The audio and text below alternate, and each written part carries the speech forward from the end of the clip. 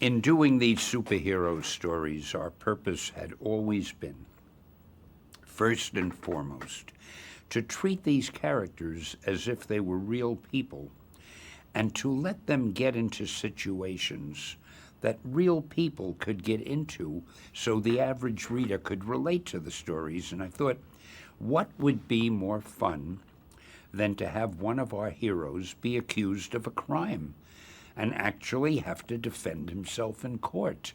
And isn't it lucky that another one of our heroes happens to be an attorney, so we can let him be the guest star in the series and let one hero be defending another hero in court. And even though these are costumed superheroes, the story is dealing with something that could happen to any normal human being, to any reader himself. And that was always one of my favorite situations. It's really interesting the way you can find parallels in the lives of the heroes and the villains.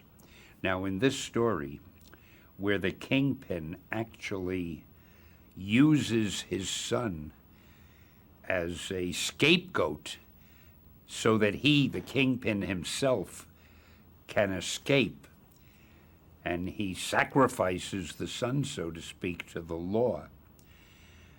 In a similar way, that had happened to the Kingpin with his father years ago, and to make the parallel even more interesting, there was the situation of Matt Murdock as a young man with his father, except his father acted a little more nobly. Matt Murdock's father made the ultimate sacrifice because he wanted to seem heroic in the eyes of his son. So again, even though these are comic book stories, good guys and bad guys, we've always tried to put them a notch above when it comes to literature, and we've tried to make them real people with real motivation and real backgrounds and interesting situations that the reader can always relate to. I think another situation arose where Alistair Smythe was convincing Spider-Man that he, Spider-Man, was responsible for the death of Smythe's father. Now, that was a pretty awful thing to lay on Spider-Man's head, especially when poor Peter Parker thought he was somewhat responsible for the death of his own uncle during the origin of Spider-Man. So, luckily, Madam Web at one point advised Spider-Man, you should always try to understand the motive of the other person. What is motivating Smythe to convince you that you're responsible for his father's death? And perhaps when you discover the rationale behind that, that will help you to turn this whole situation around to your own advantage and to figure out the real truth of the situation. And I think that plots of that sort that go further than just a good guy fighting a bad guy, but plots that have a little depth and a little mystery to them and a little psychology always make for even more interesting reading. And I think you'll find that's why this is perhaps one of the most absorbing of all the Spider-Man stories. One reason that Marvel had a reputation for having the most realistic, true-to-life stories, and I think believable characters, is they probed so deeply beneath the surface of the characters' identities and gestalts. Now take the case of Tombstone, who wanted revenge on Robbie Robertson for something that he felt Robbie had done to him in the past. Tombstone, in order to accomplish what he wanted, he exposed or attempted to expose something in the background of Robbie's son, Randy, knowing this would hurt Robbie. And there's another example of Marvel trying to create characters that a reader can relate to. For example, just think of the situation. Here's the son, Randy, who loves his father, but who feels his father isn't spending enough time with him or devoting enough time to him because Robbie's job as editor of the Daily Bugle is such an all-encompassing job. In order to do it correctly, he has to work at it almost night and day. And there are so many cases in real life where a father has to work very hard just to support his son and his family.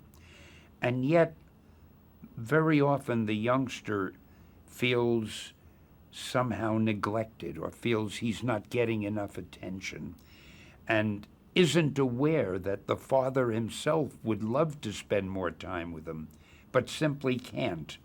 Now, these are the type of situations I think you don't find in an average comic book.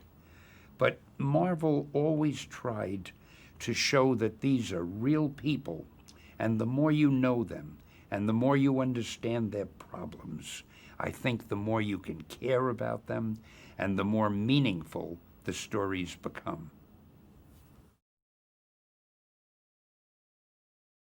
When I first dreamed Daredevil up, it occurred to me that so many of our heroes have their own handicaps and their own problems. And it occurred to me it would be really great to show that even somebody blind could function and function well in the real world. Now, of course, I magnified everything. I gave him super senses. I was even a little bit worried. I even feared maybe some blind people would resent the fact that I was making him do things that not even a sighted person could do. But then we started to get mail from companies like Guide Dogs for the Blind and the Lighthouse for the Blind. And they wrote to us and said how they loved these stories, and the people in their organizations thought it was so great that we had somebody with that type of handicap featured as a hero. So I guess it worked out very well.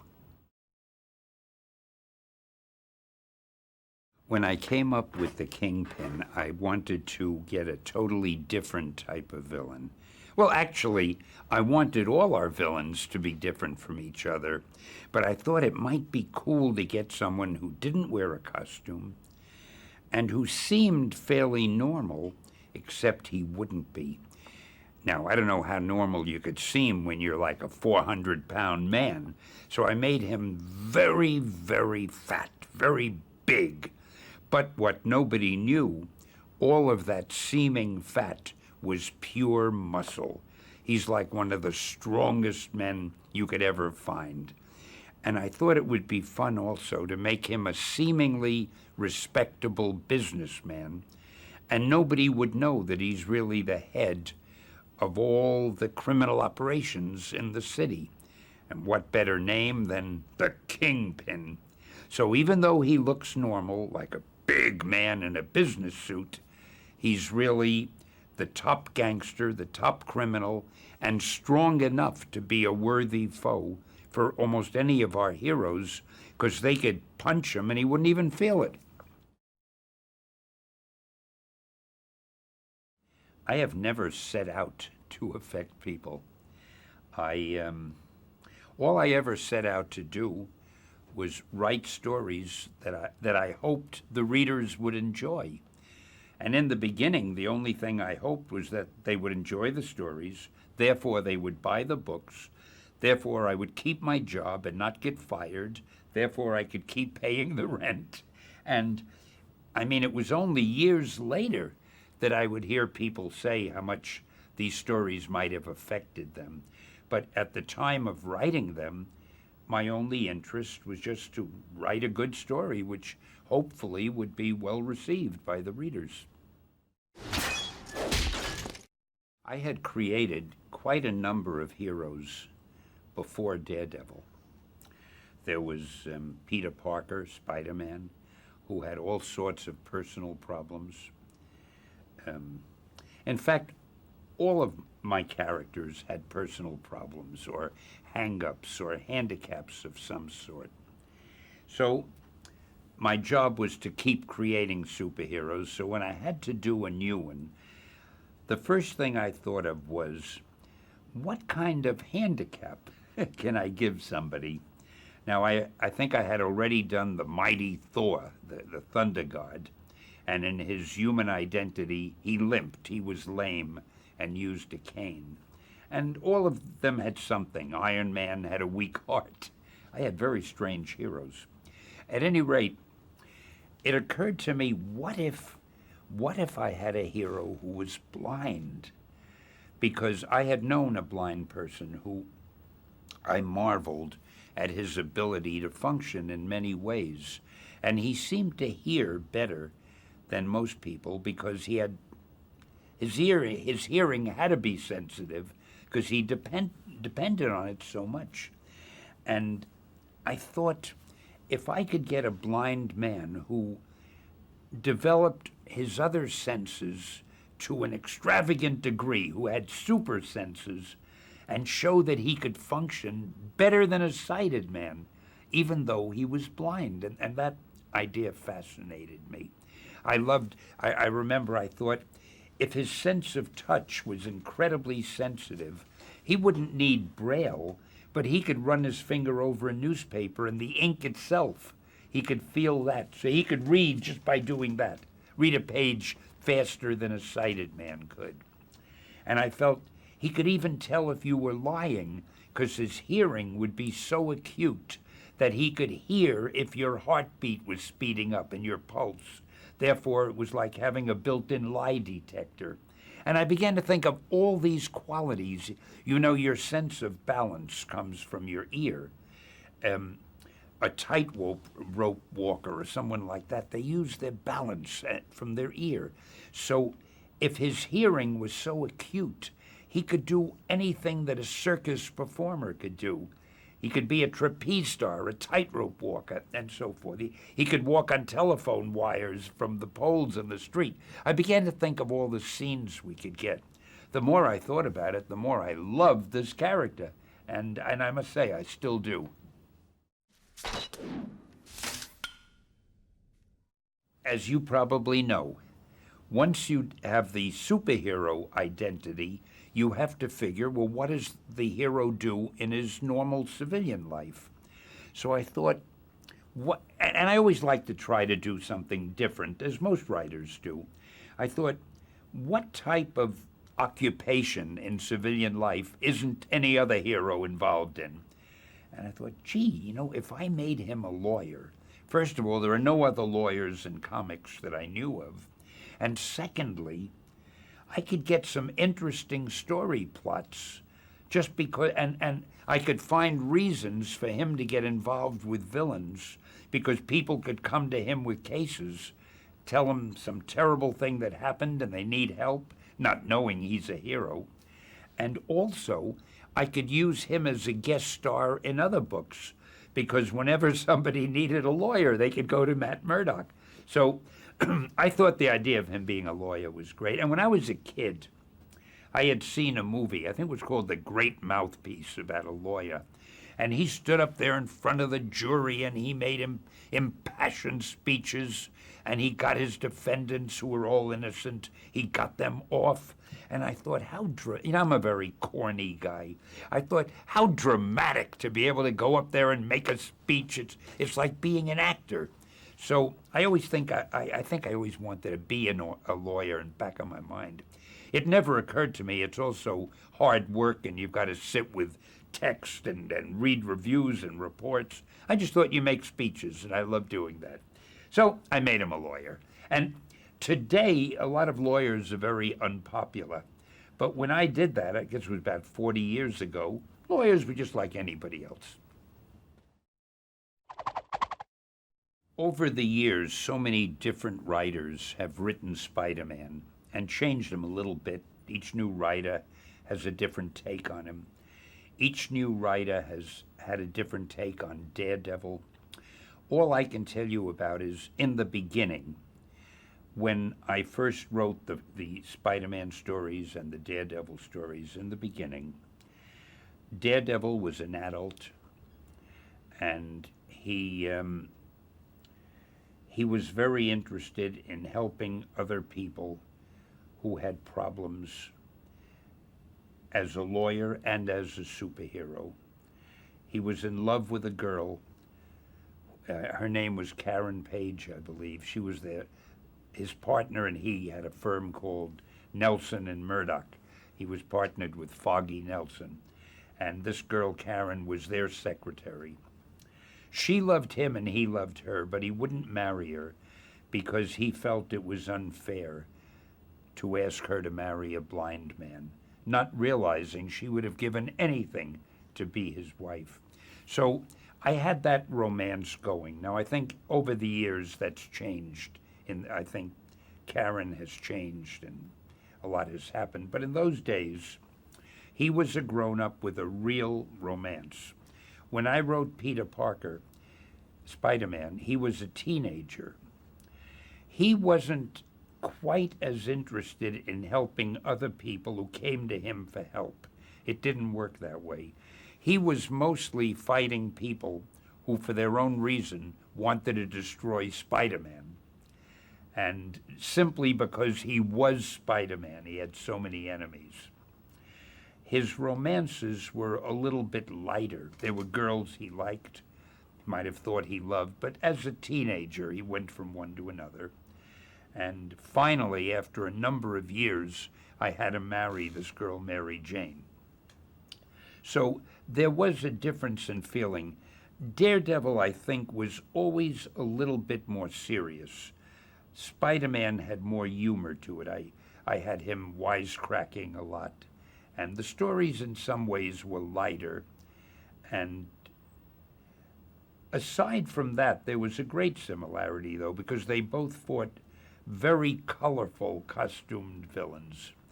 And I always felt if you have a young teenager and he's fighting villains who are enormously powerful, that's interesting. And if you have a blind attorney and he's fighting villains who are colorful and powerful, that's interesting too. So because of the fact that they were two basically normal people, I tried to give both of them villains who were very much they were exaggerated in every way, in their power and in their appearance. And I must say, I have a great love for both Spider-Man and Daredevil. Obviously, Spider-Man and Daredevil are friends. And it was the most natural thing in the world for me to make all our superheroes. See, one thing we did that was different than other comic book companies, I placed all these characters in the same world and in the same city. They all were in New York, which made it easy for them to run into each other and guest star in each other's books. Now, by having them all living in essentially the same place, and by having them all do essentially the same things, what could be more natural than to make them friends, especially when they would meet and have to fight together? Of course, I also did a lot of stories where, due to misunderstandings, they would get mad at each other, or one might think another one had committed a crime. Couldn't believe it, but still he knew he had to go after him, and that always made it interesting, and it was always a surprise to the readers. And one of the most important things you can do in writing these sort of stories is surprise the readers. But there was something about Spider-Man and Daredevil that I felt they were so similar in so many ways that I wanted them to definitely be friends. And I'm happy to say it worked out that way in the books. I have never really eavesdropped on Spider-Man and Daredevil when they were alone. I felt it wouldn't be right. I mean, even a hero needs his privacy. But I'm going to take a guess about what they would talk about when they got together for a sandwich or something somewhere. I would guess the first thing they would talk about were the last few villains that they had come up against. And being normal people, both of them, my guess is they would each try to top the other. Hey, your fight against Kingpin, yeah, that was okay. You did a good job. But you should have seen me against the Green Goblin. Man, that was really something. You know, at least that's the way I would write their dialogue if I was writing it. After they finish talking about the various fights they've had with the various villains, I would imagine that they'd start talking about their personal lives. Hey, how's Mary Jane? Are you still seeing her? Is everything okay? Yeah, fine. And what about Karen? When are you two going to get married? And what, things like that. Well, after they had run through that, I imagine they'd talk about sports, politics, and at some point they'd get bored and they'd figure that's enough. And they'd figure, okay, that's long enough. There must be some bad guys out there I ought to be fighting. And they would take off. All imaginary on my part. The one thing about being the writer and the editor and art director of these books, which I was in the beginning, is you're a little bit like God. You can create anything, you can kill anything, you can say that character's too short, I'll make him taller, or you can change anything. Well, when we did the Daredevil story, the first one, that was illustrated by Bill Everett, a very talented artist, a good friend of mine. He had created the Submariner character years ago. And I let Bill create whatever costume that he wanted for Daredevil. And he gave him that costume, which was mostly yellow. And I somehow, after the first issue or the first couple of issues, it just didn't seem dramatic enough. And I thought the word devil, and when you think of devil, you think of flames, you think of Hades and so forth. And I said, let's give him a red costume. So as I say, being the art director, if I wanted to give him a red costume, they gave me a red costume. So we redesigned a red costume, and I liked that one much better. And it was just as simple as that. I thought that the yellow just was it was a little too old-fashioned comic booky. Now, certainly any costume is comic booky, but I thought the red was more dramatic. The Marvel characters come in all sizes and shapes and varied assortments. Some of them just seem to fit so beautifully in teams, like the X-Men, the Fantastic Four, and even Iron Man and Captain America, who were part of the Avengers, and so forth. But some characters seem better suited to be loners. They could meet other characters, they could guest star in other books, but generally, I might be wrong, but the way I felt was Daredevil and Spider-Man should always be loners. In fact, I remember I wrote a story once where Spider-Man wanted to join the Fantastic Four, and he applied, and he was very surprised when he learned they didn't pay salaries to people. So he left and decided to be a loner. But I can't explain why. It's just a feeling I have. Daredevil by himself is a very dramatic and a very engrossing character. And I think he'd sort of lose a lot of his uniqueness if he were part of a team. And the thing about Spider-Man, he's always been a loner, and I feel he should be.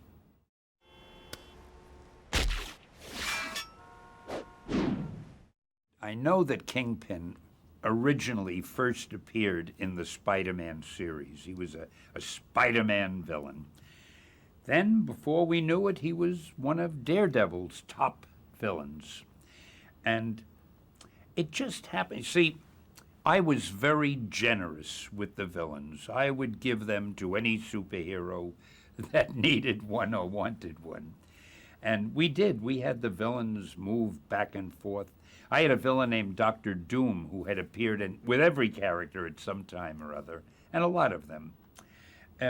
But somehow, when we first put Kingpin in with Daredevil, it worked so well because Daredevil was such a realistic character, being a lawyer, being blind. I mean, he seemed so real. And of all the villains, because of the fact that he didn't wear a costume, and he lived in the city, and he was just a gangster, although nobody knew it, to the world he was a big businessman, it seemed this lawyer and this businessman worked so well together in a series, and nobody knew the lawyer was really Daredevil, the businessman was really the Kingpin, and he became one of Daredevil's top villains. I guess heroes are people who help other people, who do things for other people. And man, that can refer to a mother, a father, a child. It certainly refers to firemen, policemen, soldiers. But anybody can be a hero. Anybody who helps another human being, or even an animal. I mean, anybody who puts himself or herself out to help someone else is doing something that's heroic. Now, in comic books, we call them superheroes because they do more than a normal man can. Just for fun, we give them superpowers. But again, a hero is somebody who helps others and who is admirable, who you'd look up to and you'd say, gee, I wish I were like that, or I'd like my children to be like that. To me, that's a hero. I had school teachers who I think were heroes because they inspired me and they made me want to be as good as I could be at whatever I did. Now, those teachers didn't get any prizes and there weren't books written about them, but as far as I'm concerned, they were very heroic. They gave of their time and energy, they cared about their students, and they did the best they could for them. And I mean, you could be a supermarket checkout clerk and be a hero in your own way if you're good to the people that you work with. Anybody could be a hero, I think.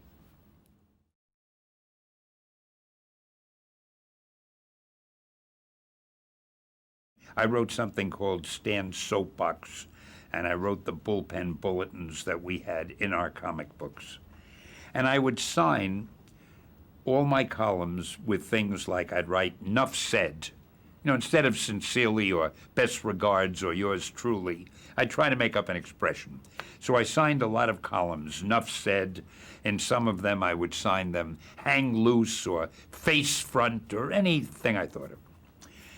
No matter what I would write, I found that our competition started using the same expressions in their books. Well, that bothered me. So after a while, I figured I've got to come up with something that they wouldn't use because A, they wouldn't know what it meant, and B, because they wouldn't know how to spell it anyway. It's an old English expression from the days of King Arthur and the Knights of the Round Table, and it means upward and onward to greater glory. I found out later it's the model, it's the word on the seal, on the great seal of the state of New York. It says Excelsior. I hadn't known that at the time. But anyway, I started signing my little writings, whatever I wrote, Excelsior at the end. Now, what I also didn't know, if you look it up in the dictionary, the first definition says something like wood shavings which are used in wrapping packages to keep the contents of the package from breaking. And I'd get a lot of letters from kids and adults, readers who'd say, how come you're ending everything you write with wood shavings? And that bothered me. And then I got a big dictionary, big unabridged dictionary. And sure enough, the first definition is wood shavings. But the second definition of excelsior is upward and onward to greater glory, based on an old English saying. But unless you had a big dictionary, if you have a little abridged dictionary, you wouldn't know that. So I remember I had to devote an entire column to explaining excelsior one day. But it gave me something to write about, just like it's giving me something to talk about now, so it's not so bad. Anyway, I love the word, and the competition, I think, still hasn't figured out what it means. They still don't know how to spell it, so it's my word alone. I think one of the nicest things about my life is I keep very busy. I'm probably writing more things now than I wrote years ago. So I don't dwell on the past or how people refer to me. If anybody thinks of me as the godfather of comics, I guess that's flattering. It also makes me sound very old. But I guess it feels good if it's meant as a compliment. How many heroes have senses so keen that they can tell if you're lying by hearing whether your pulse rate is speeding up, as though they have a built-in lie detector, that even though they're blind, they can read a book faster than you because they can run their finger over the page and feel the ink on the page. They can tell who has just been in a room because their nose, their sense of smell is so sensitive that they can detect an odor from a cigarette or perfume or whatever, or a man's cologne. Their hearing is so acute that they can hear what somebody is saying in another part of a restaurant. Of course, those things are handicaps as much as great qualities, because if there's too much noise, it confuses Daredevil, and that to me makes him even more interesting, because the very things that give him his power give him his vulnerability.